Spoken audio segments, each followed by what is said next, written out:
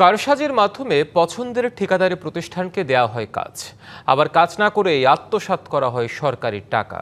নানা অনিয়ম ও দুর্নীতির এমন অভিযোগ চট্টগ্রাম গণপূর্ত বিভাগ এক কার্যালয়ের তত্ত্বাবধায়ক প্রকৌশলী ও কর্মকর্তা কর্মচারীদের সিন্ডিকেটের বিরুদ্ধে।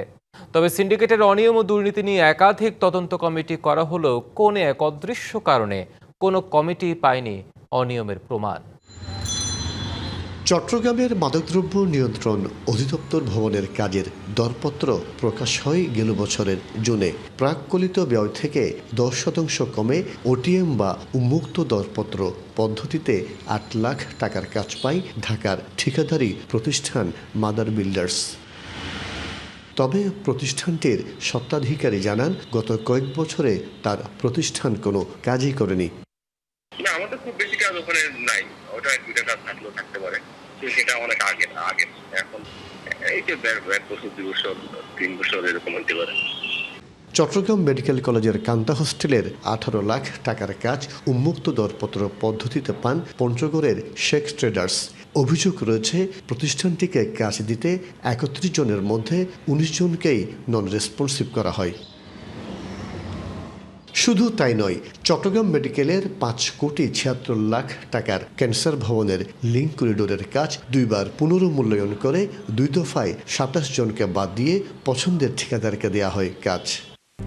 RICL TMX, যুগের পর যুগ স্থাপনা থাকে মজবুত।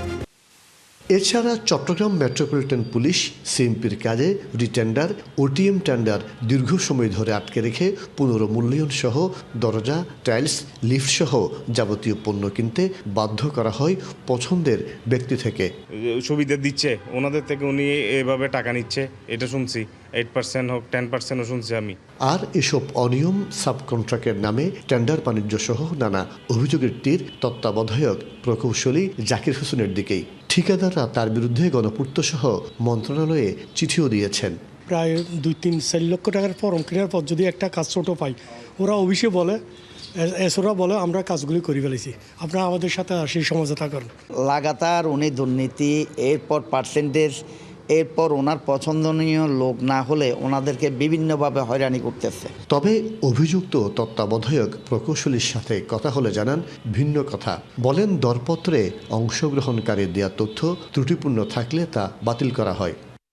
টেন্ডারগুলো সঠিক উপায়ে সাবমিট করে নাই, অনেক ঠিকাদার তথ্য মুখাস্তে চলমান কাজের তথ্য, এর কারণে ধরেন টেন্ডার ক্যাপাসিটি কোনোবার আমরা যাচাই করলে দেখা যায় যে ঠিকাদারদের টেন্ডার ক্যাপাসিটি কভার করে না।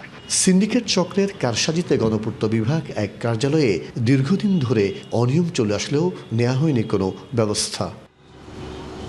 মাসুদুল হক, ডিবিসি নিউজ, চট্টগ্রাম।